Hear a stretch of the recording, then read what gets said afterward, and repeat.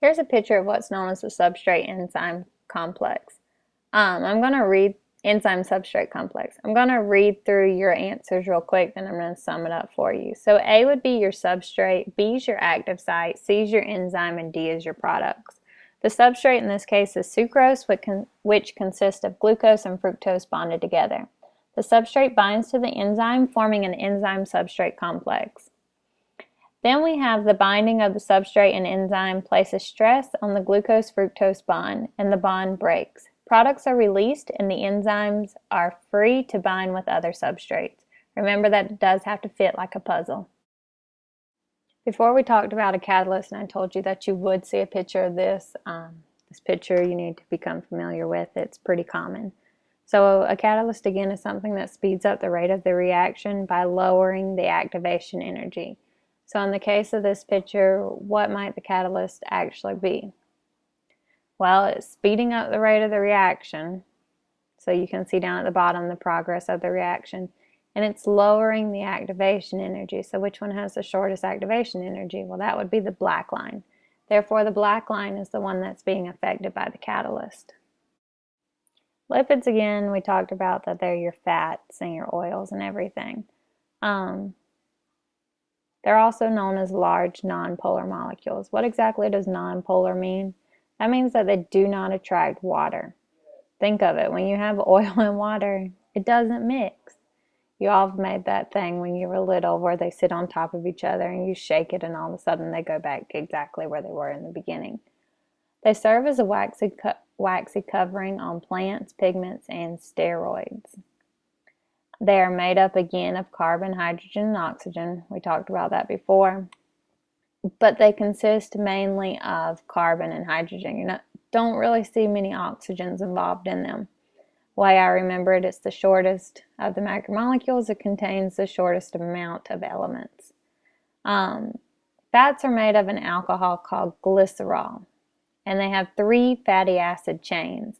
This is known as a triglyceride. The FACs can be saturated or unsaturated, the fatty acid chains. Saturated means that it's made up of single bonds. That means it's just going to have a straight line like a dash going across it. Some examples of these would be your butter, your peanut butter, things that can become a solid at room temperature. Unsaturated means that it consists of at least one double bond. It only needs one to be considered unsaturated. These are the fats that stay wet. So examples would be oil, canola oil, olive oil. You know that they don't turn into a solid. I obviously jumped ahead of myself and went ahead and told you what the fatty acid chains, that they could be saturated or unsaturated. So you should already have that. Above is a picture of an actual fatty acid chain. Actually, it's a picture of a triglyceride, because it includes the glycerol as well. Phospholipids have a water-loving head and a water-fearing tail. So what does water-loving mean? Well, water-loving means that it's hydrophilic. When it fears water, it's like when we fear something. We have a phobia of it. So it's hydrophobic. And that's going to be your tail end. Make sure that you draw, this picture's already drawn for you, but make sure that you do label the picture of the triglyceride as well as the phospholipid. Make sure that you write out the hydrophilic and the hydrophobic ends and what they mean. Next, we have your nucleic acids. What do nucleic acids do exactly? Well, they carry the genetic information in the cell.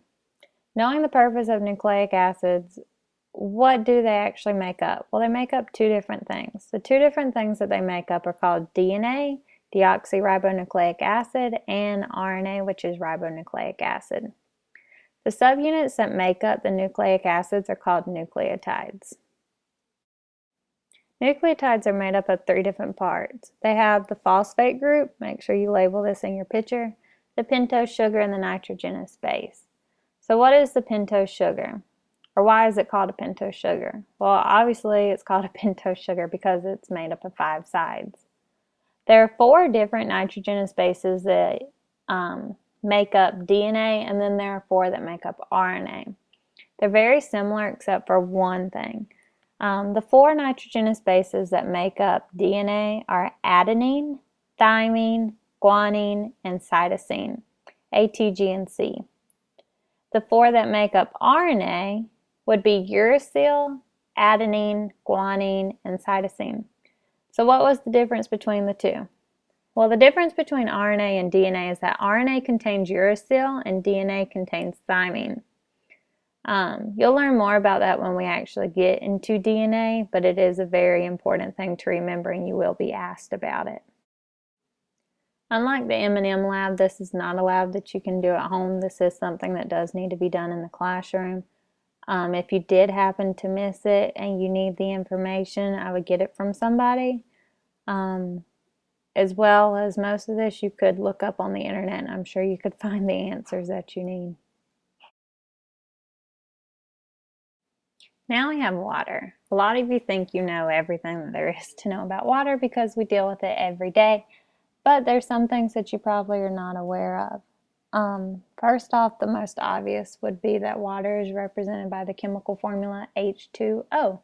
The H is capital, the O is capital, that is a must. The 2 is down below in between the two letters. So H2O is water, pretty easy.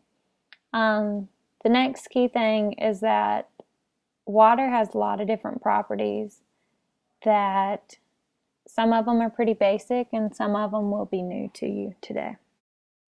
Water's first cool fact is the fact that it can appear in 3 different states.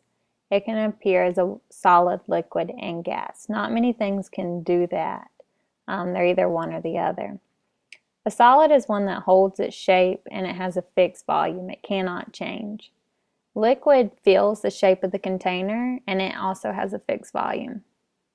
The gas fills the shape of the container and it fills the volume of the container as well. Unlike liquid where it would just fill the bottom of it, the gas actually takes over the whole thing.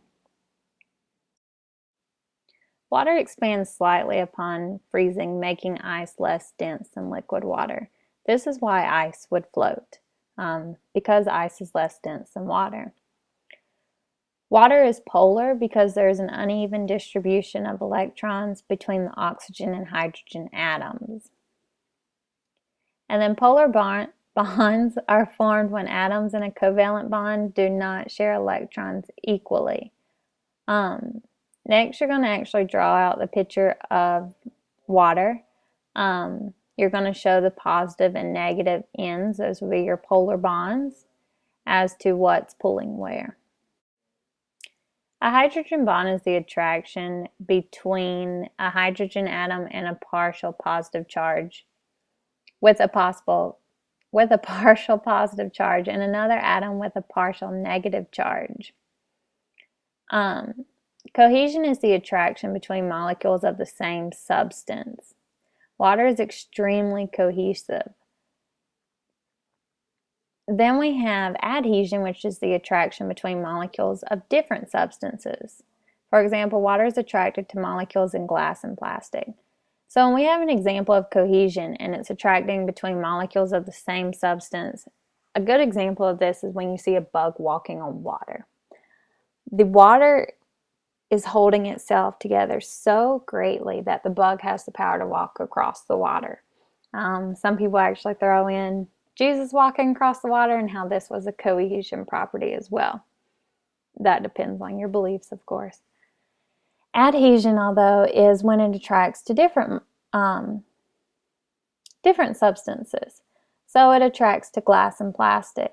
An example of this would be how when you pour a glass of water, I will show you in class, I'll show them an example where they pour a glass of water into a beaker and it actually leaves a bubble down in the bottom. This is known as the meniscus. Some things have a positive meniscus and some things have a negative meniscus.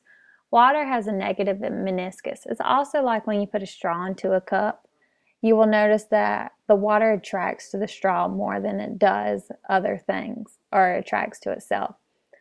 One other example of cohesion, of course, is when the water beads up on your car. When you go to wash it and how it makes all the beads, that would be an example of cohesion. Solutions and suspensions. A mixture is a material composed of two or more elements or compounds that are physically mixed together but not chemically combined. So what might be an example of this? Well, a good example to go by would be salt and pepper. We can mix salt and pepper, but if we had to, we could easily pull them apart if needed. Some things that we cannot do that to might be, let's say, Kool-Aid. If I pour my Mio into a bottle of water, do you think I could separate it easily without there being any mixture of the water in it? Probably not. So then you have a solution. A solution contains evenly distributed components. It has two parts to a solution. You have your solute and your solvent. This is very, very important to my biotech kids because they will actually learn how to get to mix these two things. A solute is the substance that is dissolved, and the solvent is the substance in which the solute dissolves. So like in my Mio and water example, like with the Kool-Aid. So what is the solute? Well, the solute would be the Mio, or the Kool-Aid, and the solvent would be the water. Water is the greatest solvent on earth. Why? Because water can dissolve pretty much anything. Suspensions, they're mixtures of water and non-dissolved material. So what is an example of a suspension? Well, we just talked about one when we talked about lipids. That would be your oil and water. We cannot dissolve the oil, therefore it's called a suspension. This is the Penny Lab. It is about cohesion. If you have to do it at home, you can. I do not advise it, but it can be done there.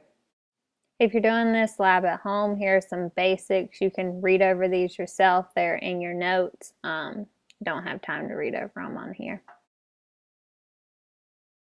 Now we're going to get an understanding of acid, bases, and pH. Again, this lab is one I guess you could set up at home if you really wanted to. Be a lot easier if you were just in class and did it there. But we will be doing this in class. I will go over the basic fill in the blank things on the video, but I will not actually go through the lab. So first off, I divided them into groups. We went over the basic directions. We read over number 2 as to where they should put their trash and everything. And so what is pH? pH is a measurement of the amount of hydronium ions and hydroxide ions. When there is more hydronium ions, this is represented by H3O negative, you have an acid. When there are more hydroxide ions, you have then hydronium ions, then you're going to have a base. A base is represented by OH. Acid and bases are measured on a scale of 0 to 14, with 7 being neutral, acids being between 0 and 7 or 0 to 6, and bases being between 7 and 14 or 8 to 14. We say 7 to 14 or 0 to 6 just because of the fact that it could be 7.1 or it could be 6.9, same difference. Acids, if you think about it, they taste sour. They can be corrosive, kind of like hurt your tongue in a way. If you eat a lemon drop, you eat enough of them and it is going to make your tongue sore. Bases are bitter and they feel slimy. The process of our bodies maintaining neutral pH so that proteins can work properly without being denatured or unfolded is known as homeostasis.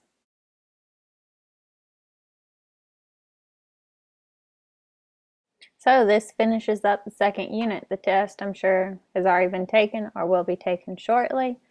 Make sure you study, make sure you do the questions at the end. Those have to be done when you turn in your notes, as well as there are 2 YouTube videos at the bottom that reiterate everything that I've taught you so far. And you will need to watch those and fill in the blanks as well. Good luck on your test.